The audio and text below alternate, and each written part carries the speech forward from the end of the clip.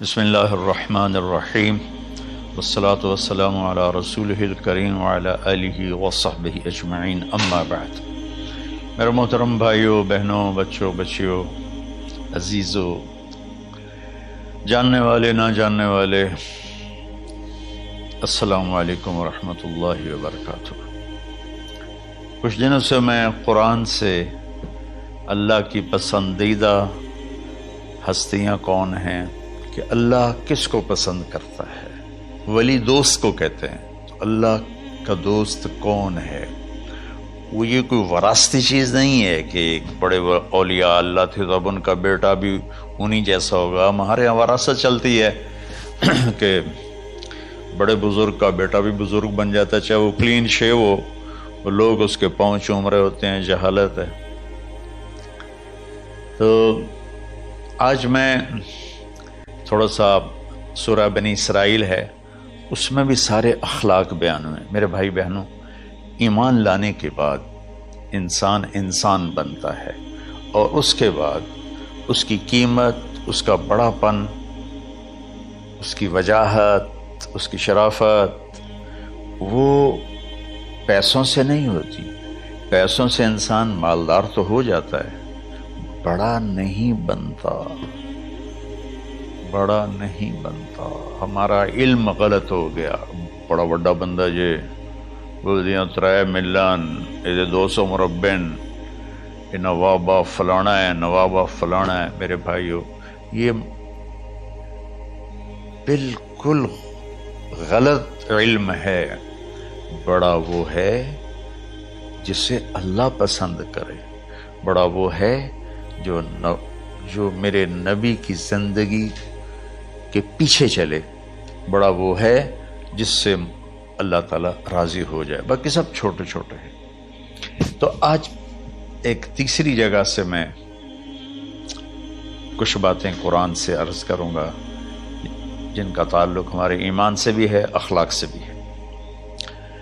وہ ہے بسم اللہ الرحمن الرحیم، وَقَضَىٰ رَبُّكَ أَلَّا تَعْبُدُوا إِلَّا إِيَّاهُ بِالْوَالِدَيْنِ إِحْسَانًا إِمَّا يَبْلُغَنَّ عِندَكَ الْكِبَرَ أَحَدُهُمَا أَوْ كِلَاهُمَا فَلَا تَقُل لَّهُمَا أُفٍّ وَلَا تَنْهَرْهُمَا وَقُل لَّهُمَا قَوْلًا كَرِيمًا وَاخْفِضْ لَهُمَا جَنَاحَ الذُّلِّ مِنَ الرَّحْمَةِ وَقُل رَّبِّ ارْحَمْهُمَا كَمَا رَبَّيَانِي صَغِيرًا۔ یہ بہت بڑا مضمون ہے۔ اللہ نے قرآن بھر دیا والدین کے خدمت کے لیے، والدین کی اطاعت کے لیے، والدین کی ماننے کے لیے۔ پہلا جملہ ہے اور تیرے رب نے فیصلہ کیا، ایک مطلب۔ دوسرا، اور تیرے رب نے حکم کیا کہ بندگی صرف اللہ کی ہے، بندگی صرف اللہ کی ہے۔ عبد اسے کہتے ہیں جو ہر بات پہ سر جھکا دے، عبد اسے کہتے ہیں جو ہر بات پہ بچھ جائے، اس کو عبد کہتے ہیں۔ تو اللہ کہہ رہا ہے میرے بندو، میرا ایک فیصلہ ہے اور میرا ایک حکم ہے، میرے سوا نہ تمہارا ہاتھ کسی کے آگے پھیلے، نہ تمہاری گردن کسی کے آگے جھکے۔ ایک دوسرے سے مدد لینا، اس کو ایک دوسرے کی تعاونوں میں آ جاتا۔ تعاونوا علی البر والتقوی، ایک دوسرے کا ساتھ دو، ایک دوسرے کی مدد کرو۔ میرے نبی قرضہ اٹھاتے تھے۔ میرے نبی جب انتقال ہوا تو آپ کی زرہ 9 وسق پر، وسق 5 من کا ہوتا ہے، تو وہ جو کے بدلے آپ نے زرہ رکھوائی تھی کہ جب میں تمہیں ادا کروں گا زرہ لے لوں گا، اور آپ کا انتقال ہو گیا، آپ زرہ اپنی واپس نہیں لے سکے۔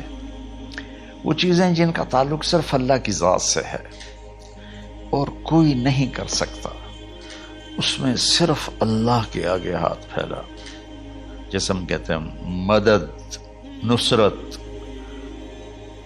اللہ کہتا میں ہوں، الا ان نصر اللہ قریب، سنو میری مدد تمہارے قریب ہے۔ تو اللہ تعبدوا الا ایاہ، بس ایک چھوٹا سا جملہ اللہ نے یہاں کیا، چونکہ یہاں اللہ نے والدین اور اخلاق بتانے تھے تو اپنے لیے صرف ایک جملہ بولا، باقی باتیں بھی اللہ کے لیے ہیں،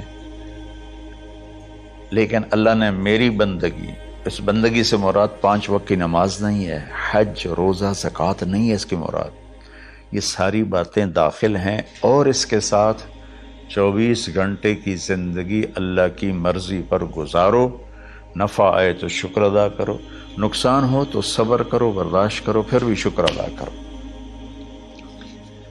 کہ میرا رب یہ کہہ رہا ہے کہ میں نے صرف اللہ سے تعلق جوڑنا ہے۔ اللہ کے نبی نے اپنے چچا زاد بھائی عبداللہ بن عباس سے فرمایا کہ یا غلام، اے نوجوان، اوصیک بکلمات فاحفظہ، میں تمہیں چند باتوں کی وصیت کرتا ہوں، کیا؟ احفظ اللہ، احفظ اللہ یحفظک اللہ، یحفظک اللہ، اللہ کے اوامر کی حفاظت کر، اللہ تیری حفاظت کرے گا۔ احفظ اللہ تجدہ تجاہک، تو اللہ کے اوامر، اسلام، حلال حرام کی پہچان کر کے زندگی گزار تو اللہ کو ہر وقت تو اپنی مدد کے لیے تیار پائے گا۔ اور لمبی حدیث ہے، عشاء کی نماز کا وقت ہو رہا ہے، اس میں وہ جملہ جو اس میرے مضمون سے متعلق ہے، وَإِذَا سَأَلْتَ فَاسْأَلِ اللَّهِ، جب بھی مانگو اللہ سے مانگو، جب بھی مانگو اللہ سے مانگو، اللہ کے سوا کوئی دینے والا نہیں ہے، صرف اللہ ہے دینے کے لیے۔ وَإِذَا اسْتَعَنْتَ فَاسْتَعِنْ بِاللَّهِ، اور جب مدد کے لیے ہاتھ اٹھاؤ تو صرف اللہ کو پکارو، جب ضرورت حاجت کے لیے، مدد کے لیے ہاتھ اٹھاؤ تو اپنے اللہ کو پکارو۔ تو یہ حدیث کی بات بھی ہے، جو قرآن کی بات بھی ہے۔ اس کے بعد آگے اللہ کہتا ہے وَبِالْوَالِدَيْنِ إِحْسَانًا، اور اپنے والدین کے ساتھ احسان کرو۔ احسان کا کیا مطلب ہے؟ اللہ آگے اسی کی تشریح کر رہا ہے۔ ویسے احسان کا مطلب عربی میں ہوتا ہے، یہ جو ہمارا اردو کا احسان ہے، میں تیرے تو احسان کیتا ہے تو ہوں میں نالے کی کر رہے ہیں، یہ بھی مطلب ہے، لیکن احسان کا اصل مطلب ہوتا ہے، احسان حسن سے ہے، حسن، حسن سے الف، 2 الف ملے اور احسان بن گیا۔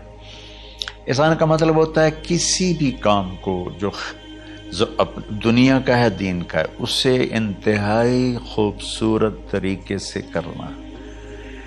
جیسے کسی دلہن کا میک اپ ہوتا ہے نا، تو 5-6 گھنٹے 4 گھنٹے کے بعد وہ کہتی ہے، جو ہوتی ہے اس کا میک اپ کرنے والی، کہ جی بس یہ مکمل ہو گیا ہے اور اب اس سے آگے نہیں ہے۔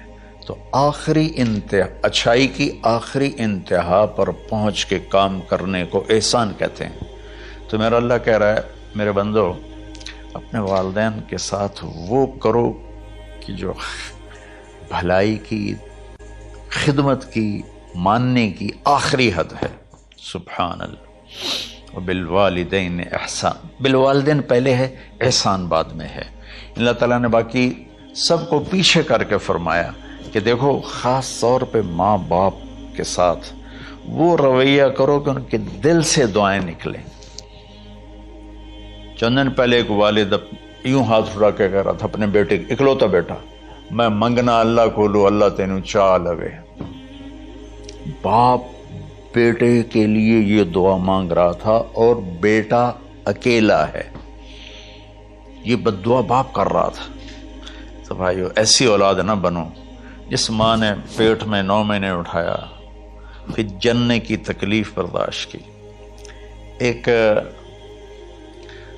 شخص آیا حضرت عبید بن عمیر کے پاس کہ حضرت، میں نے ماں کو اپنے کندھے پہ بٹھا کے پیدل حج کرایا ہے،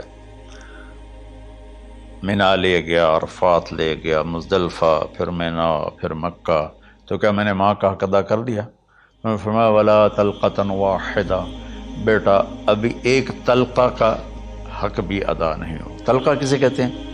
جب بچہ پیدا ہونے کا وقت آتا ہے تو ماں کو دردوں کی لہریں اٹھتی ہیں، وہ اتنی خوفناک ہوتی ہیں کہ ماں چیخ چیخ کے رہ جاتی ہے، اور بعض اوقات ڈلیوری لیٹ ہو جاتی ہے تو وہ تڑپتی ہے، روتی ہے۔ وہ جو لہریں ہیں نا پیٹ میں آتی ہیں جاتی ہیں، آتی ہیں جاتی ہیں، ایک لہر جو درد کی اٹھتی ہے اس کو کہتے ہیں طلقہ۔ میں قربان جاؤں، انہوں نے فرمایا بیٹا ابھی تیری ماں نے جو تجھے جنا تھا اس وقت جو تجھے درد، وہ تیری ماں نے درد کی لہریں برداشت کی تھی، اس میں سے ایک لہر کا بھی حق ادا نہیں ہوا، یعنی کہ حق ادا ہو ہی نہیں سکتا۔ یہ مطلب کہ حق ادا ہو ہی نہیں سکتا کہ بیٹا ابھی ایک کا بھی نہیں۔ پھر حضرت عبداللہ بن عمر سے ایک شخص نے پوچھا کہ اچھا یہ جو آدمی تھا یہ خراسان، یہ ایران میں ہے اور افغانستان میں، یہاں سے ماں کو پیدل کندھے پہ بٹھا کے مکے پہنچا تھا، اندازہ لگا اس نے کتنی مشقت اٹھائی۔ اور عبید اللہ بن عمر کہتے ہیں بیٹا ابھی ایک لہر کا حق ادا نہیں ہوا۔ یہی سوال حضرت عبداللہ بن عمر سے کیا ایک شخص نے کہ حضرت میں نے اپنی ماں کو حج کرایا ہے، سارا میں نے پیدل کرایا ہے اور کندھے پہ اٹھا کے کرایا ہے، تو کیا میں نے ماں کا حق ادا کر دیا؟ وَلَا زَفْرَةً وَاحِدًا وَلَا زَفْرَةً وَاحِدًا۔ کہ بیٹا تیری ماں نے تجھے پالتے ہوئے جو تھک تھک کے لمبے لمبے سانس لیے، ہوکے بھرے، ابھی ایک ہوکے کا حق بھی ادا نہیں ہوا، یعنی حق ادا ہو ہی نہیں سکتا۔ تو احسان کے آگے تشریح آ رہی ہے۔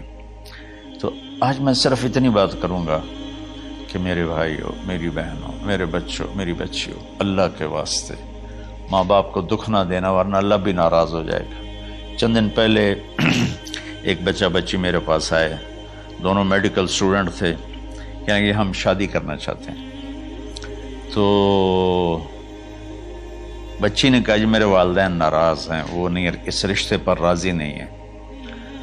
تو میرے باپ کہتے ہیں اگر تو نے یہاں رشتہ کیا تو تیری میری ایک درمیان ایک خط آئے، کھچ جائے گا خلیج، ہم اس پار نہیں آئیں گے تو اس پار نہیں آئے گی۔ میں نے کہا بیٹی جس ماں نے تجھے 9 مہینے پیٹ میں پالا، 2 سال تجھے دودھ پلایا، تیری پوٹیاں پیشاب صاف کیا، تجھے پیمپر باندھے، تجھے اٹھ کے راتوں کو اپنی چھاتی سے دودھ پلایا، کیا اب اس کا اتنا بھی حق نہیں کہ تم اس کی رائے کا احترام کرو؟ اتنا بھی حق نہیں ہے؟ تو میں نے کہا بیٹا میری کوئی رائے نہیں ہے، تو اگر تیرے ماں باپ راضی ہیں تو بسم اللہ ضرور کر، اگر راضی نہیں ہے تو دیکھو موت تک تجھے ماں باپ کی دعا نہیں ملے گی، اور ماں باپ کی دعا نہ ملی تو کچھ بھی نہیں ملے گا۔ تو بھائیو دوستو، خاص طور پر آج کے کالج کے نوجوان بچے بچیاں یہ ماں باپ کے ساتھ بہت بدتمیزی کرتے ہیں، چونکہ اس میں والدین کا پہلا قصور ہے کہ انہوں نے ان کو دین نہیں سکھایا۔ بچپن میں انگلش میڈیم سکول، پھر او لیول، پھر اے لیول، تو انہیں کیا پتہ ماں کون ہے باپ کون ہے۔